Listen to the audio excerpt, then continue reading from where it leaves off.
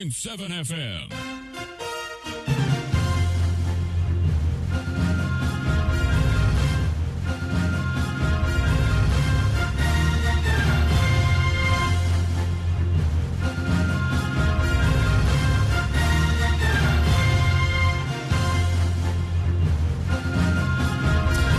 And tonight, no longer a wanted man, Charles Bisiwu finally arrested and granted bail by the special prosecutor after he turned himself 14 days after he was declared a wanted man. Plus, pay us 30% of debt owed, or we may not get to the June 30th deadline to go off the national grid indefinitely. As it emerges that government is yet to hold negotiation talks with the IPPs, contrary to earlier claims. I think that the finance minister should set up, invite the IPPs, engage them, and use the monies that we approve for the finance minister. We approved $1 billion as part of the Eurobond issuance in 2019. We'll hear from the minority shortly as they question government on the whereabouts of a €1 billion Eurobond approved for such payments as it pushes for an immediate meeting between the government of Ghana and the IPPs to avert a doomsday situation. We've had very, very productive discussions and they would not go off with all confidence. I would say ignore because we do owe them. So I would say ignore, but what I'll say is that the conversations are far advanced to avert something like this. And so I can say with all confidence that it won't come to that.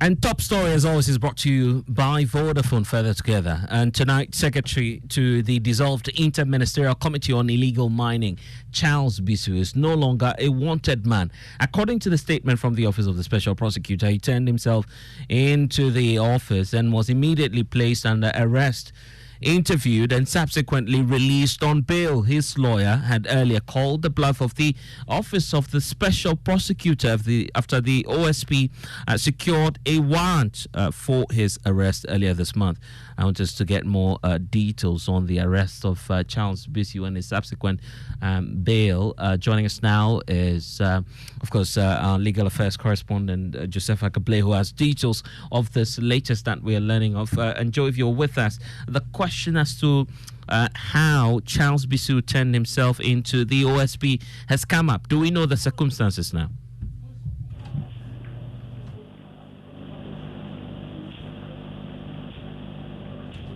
Blair, if you can hear me, I'm asking the question as to the circumstances leading to his arrest, and now we're learning as well that he's been granted bail. Yes, and so we understand that in the company of his lawyers, he showed up at the Office of the Special Prosecutor almost towards midday today in connection with the publication that had gone round about the fact that he had been declared wanted. We know that subsequently his lawyers had headed to court and managed to secure a court order that barred any enforcement or effect relying on their warrants to effect his arrest. But he was accompanied by his lawyers today to show up at the Office of the Special Prosecutor. It's not clear what had amounted to, in terms of what influenced this decision to show up. And we know that the issue of whether or not an arrest warrant has even been secured was always an issue. The OSP had made the point that they had not secured any such warrants. But lawyers for Mr. Bisiwu, when they made the application in court, had claimed that they had heard that such a warrant had been secured, and they managed to get that 10-day court order that barred any such warrant from being implemented. But today they took the decision to show up in court. What we are not understanding at this stage is what may have accounted for that change in position, because earlier they had given us the indication that because of the order they had obtained, they were not likely to show up at the office of the special prosecutor. It's important to put on record that there is one of the cases that Mr. Bisu has filed against the OSP that is coming up in court tomorrow. What we do not know is whether it is because of that case coming up that is what may have influenced their decision to show up at the office of the special prosecutor today, so that perhaps that issue may not be put before the court tomorrow. We do not know at this stage, Blessed.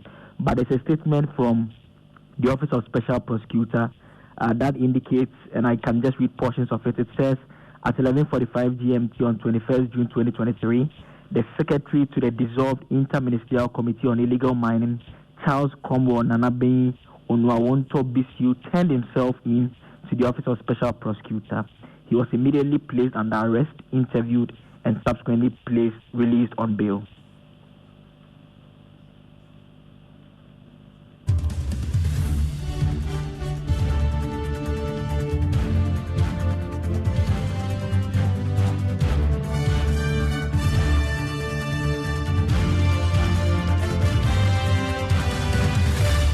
And tonight we're also focusing on another developing story because it concerns the energy sector and matters relating to doom. So the independent power producers, IPPs, are demanding government pays 30% of the debt owed its members or risk the national grid shutdown indefinitely after June 30.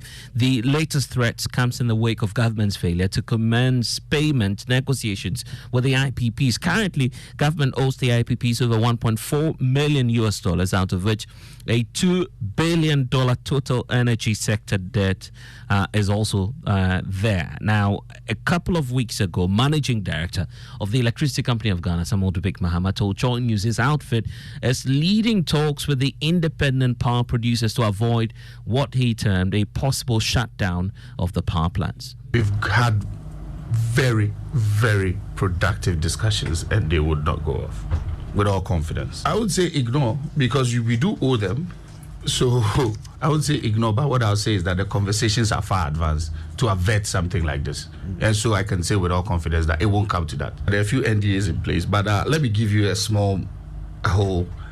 We are trying to find a way to make sure that the money expected of us to pay is reasonable and is within our reach.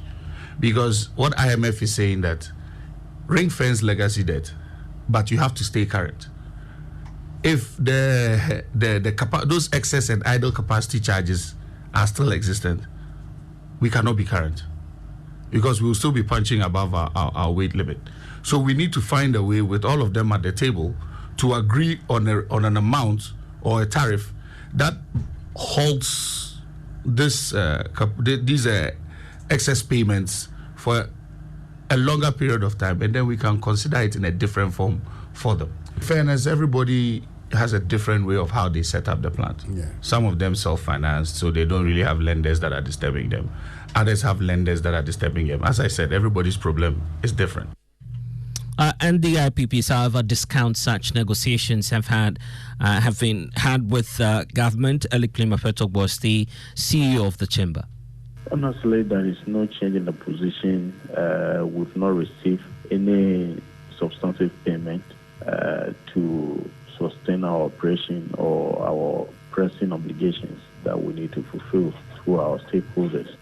So I can say we've not made any improvement in our efforts to have our arrears paid. Initially, we were told that the ECG is supposed to lead some negotiations with you to do some monthly payment to defray the debt over time. Has that negotiation started so far? No, we've not had any negotiation in that regard. None of the IPPs has been engaged in any conversation or discussion regarding that proposal. Besides, if they talk about monthly payment, our bills have to be settled within a specific time frame that we call a credit period.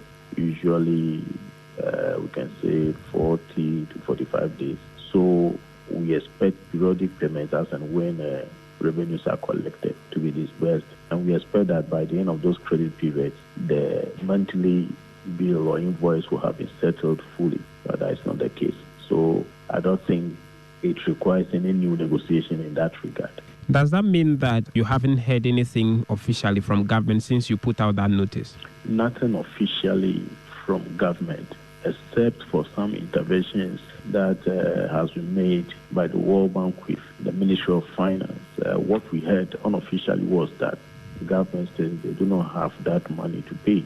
So I can say that is the only feedback we heard unofficially. And there's more to this because he says that they cannot guarantee whether the lights will be on after June 30. No, we've not received any notification, any indication from him. But what is important to note here is that we cannot wait any longer for some of these rhetorics. We are in a very critical situation. So I think the earlier the better to save the situation. With all of this playing, will our lights be on after 30th June?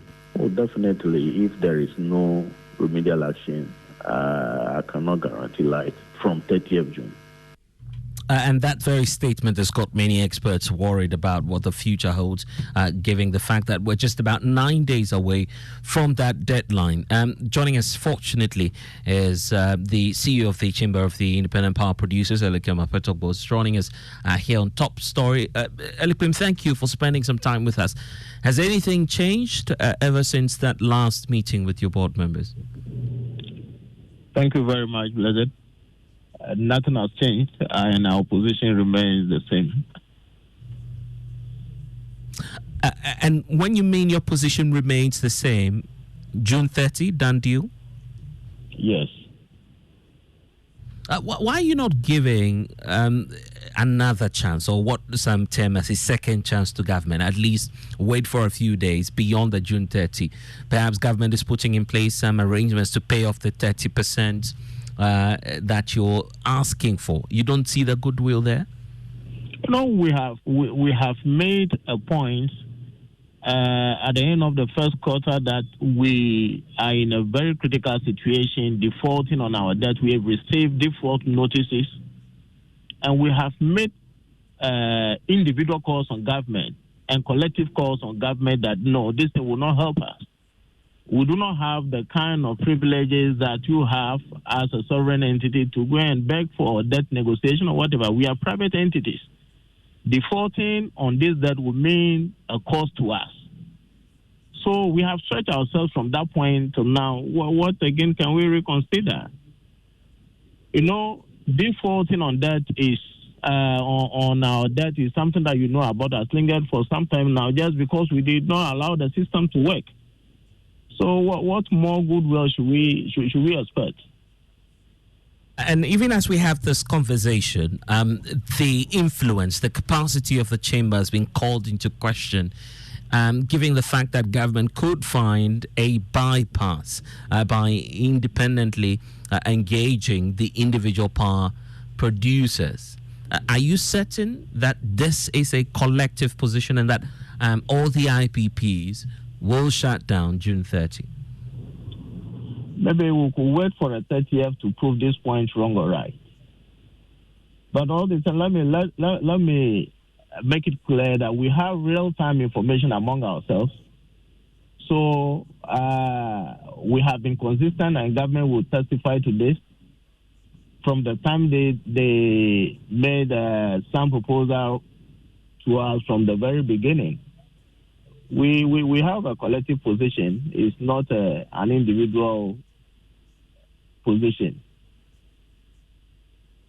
Yeah, I get that, but I'm asking the question because of what you told us, that June 30 is the deadline. Are you saying that none of your members, and by extension the IPPs individually, in their separate groupings, were not engaged, as of course we heard from the Electricity Company of Ghana? We had our board meeting yesterday, represented by all the IPPs, and none of them mentioned any form of engagement, because we heard of a news story from Joy FM that was called and played before all of us, and everyone denied any form of engagement. And we have all undertaken to stand by the cause, the collective cause of the chamber. And when you say you've not been engaged, is that to suggest that not even in writing, at least if no meeting happened, do you find government committing to pay up these arrears that you're talking about? Nothing in writing and nothing oral. At least we have a sense of what may happen if indeed government decides to pay, and that will require at least an audit. The concern has been raised by the World Bank, and we know that it will be part of the IMF conditionalities. If that happens, the June 30 may further delay. If government commits to paying, except for the audit process to start off, are you willing to go beyond at least June 30 to allow due diligence? Audit is a normal business activity. I indicated some time past that we have regular audits of our bills, invoices on monthly basis. And also it's good to note that we are in a continuous business. Even if there is any discrepancy, it can always be rectified going forward. So to say because of audit, I'm sorry, we don't have that luxury of time to wait for that. And you've been called unfair by some, especially those who lean towards government side, over the fact that, in fact, the deal and the nature of the deals that you've signed with the Republic of Ghana appears to be taking the form of a take or pay arrangement you enjoyed in the past, quote and unquote, if of course, at the time when government was giving out the funding per the contract terms. So if that's not forthcoming now, why not at least be patient, make room for some of the losses, knowing that you've benefited in the past through the take or pay arrangements? I would not accept the word benefited. It appears the government, or let me say communicators, have misled the public into bedeviling the kind of contracts that we have. Maybe at the appropriate time we could have a public lecture on what at all the take or pay is, and whether it is originating from our country, Ghana, or is something that is a standard practice. Many have misinterpreted this. At some point in time, you heard them talking about excess capacity payment. Another time, they are talking about something else. So you don't really know which of them they are talking about. And so for those who do not even have a sense, technically speaking, of the way to carry us, the independent power producers, and your decision to go off the national grid, what it implies for this nation, are you able to give us a sense of what may happen if you all, giving that worst case scenario, decide to shut down on June 30? Well, we know the impact definitely. As individual consumers, we may not have power to do our activities at home. Definitely, industries will have to also shut down due to inadequate power, the power their plants or whatever. We know the challenges. We are aware of the the consequences. So. I don't know. Yeah, but I'm asking in practical terms. What fraction of the generation capacity do you control? I didn't get that clear. I'm asking about the fraction of the generation capacity you control, and what is likely to happen if you go off. Okay, when we talk about fraction of generation, it depends on what we are looking at. If we talk about installed capacity, you know, currently we have about 4,832 as the installed capacity. Out of that, the IPPs control about 44% and the government controlling about 50%. SOE is there controlling about 56%. But when it comes to dependability and availability, the IPPs are controlling over 66%. Of the available and dependable capacity. I see. And of course, we'll wait to see if government will engage you in the coming days. Let's hope for the best. That's all we can say. Thank you, Eliklima Petogbo, CEO for the Chamber of Independent Power Producers. Let's hear from John Jinapo. He's on the Energy Committee. In fact, he's ranking on the Mines and Energy Committee in Parliament. Thank you for joining us. These monies were approved by Parliament Are you surprised as to how come we're still hearing that the funds have not been released? The truth is that government is being dishonest. Government is shifting the pole, blaming previous administration, even almost 8 years into the administration. First of all, they themselves set up what they call the Energy Sector Recovery Program. In 2019, they were specific. If you read the document, this year, that program was supposed to come to an end. The year is ending, and yet they have achieved virtually nothing. In addition to that, the Minister of Finance came to Parliament in that year, 2019, and requested for $1 billion in order to achieve this objective. We approved that money for the Minister of Finance. He got the money from the Eurobond and misapplied the money. He did not apply that money to the intended purpose and for the purpose which he came to Parliament. Also, the losses in the energy sector has been increasing. It's increased from about 22% currently to over 30%. Finally, the exchange rate alone has almost doubled. So if you needed like 6.5 CD to pay the equivalent of $1 to the IPPs, today you need about 12 CD. So it throws everything off gear. And I think that government and its officials ought to be sincere and ought to be honest with the people of Ghana and engage the IPPs in good faith. That's the only solution. The calls for an audit, the fact that due diligence may not have been done in the past, and you in the minority have raised concerns about that terminology by the World Bank country rep. But it has to happen if payment will be released this time, isn't it? Certainly. I thought the World Bank country director would have been interested in finding out where the $1 billion went to. Because as we stand, we don't know where the money went to. They haven't paid the IPPs, and the money cannot be accounted for. Also, I thought that we'll be interested in the losses. Because at least, if you can't do anything, reduce the losses, ensure that there's efficiency. So that even if there's any other gap, all of us can discuss how to deal with that. But when you box everything together, and all you say is take or pay, when you yourself, you are signing take or pay contracts, you lose focus and we lose the essence of the debate. And that way we wouldn't find any solution. So I think the government ought to be sincere with the people of Ghana.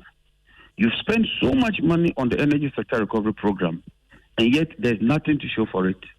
Because that program should be ending this year. If you read the full document, it's ending this year, and yet there's nothing in sight. Okay. And finally, what's the greatest fear of the minority? First of all, our greatest fear is that government keeps shifting the pole. That is one. Two, government appears not to be ready to tackle the core issue. And so my fear is that eventually we might get to a situation where all these IPPs will shut down. And when they shut down, we're going to have a massive load shedding. And not just load shedding. Some of them have started calling on the guarantees. For instance, I know AXA called on the guarantee. I know Car Power is threatening to call on the guarantee. I know that the EMI project, the OTTP project, they've also called on the World Bank guarantee itself. When you do that, it has international ramifications. It means that Ghana would no longer be considered as credit-worthy. Nobody would want to do business with Ghana because even the sovereign itself has defaulted, and the World Bank's guarantee itself is being called upon. It has serious ramifications. So government should stop the long talk and the excess talk, sit around the table. If it means engaging all of us, let us do that and find a lasting solution to this challenge. Grateful for your company. That's the ranking on the Mines and Energy Committee, John Jinapo. But I guess that's not what we want. How do we avert this? Ishmael Ejekumhene is an energy expert joining the conversations. I'm sure that you've been listening, first of all, to Elikli Mapetogbo, and now the fear of the minority that this may lead to a mega load shedding. What are the implications and how do we avert this? Well, good evening. Unfortunately, I'm very late in the conversation, but basically the implications are that if the IPPs are not producing, the publicly owned generators are not there, or the DRA don't have enough capacity to meet our demand. So yes, there will be generation, and that will be that's the implication. Have enough power bodies. So the IPPs are very critical. So it's important that they keep them and they are. So that's the implication. But I don't think that they will allow that to happen. And only last week we heard them telling everybody that we're not going to go back to do it. But if we don't pay them and they carry it, they are back with them. So because we don't have generation capacity on our DRA, what they have, assuming all of them running, we still would be able to meet up. So I believe that some agreement will be entered for the end of, and I don't think they will allow it. All right. Grateful that you've been able to spend some time with us. That Ishmael Ejekomhene, he's an energy analyst. Wrapping up top story here on Joy 99.7 FM. Next is News Nighttime. Bless us again. Thanks for listening.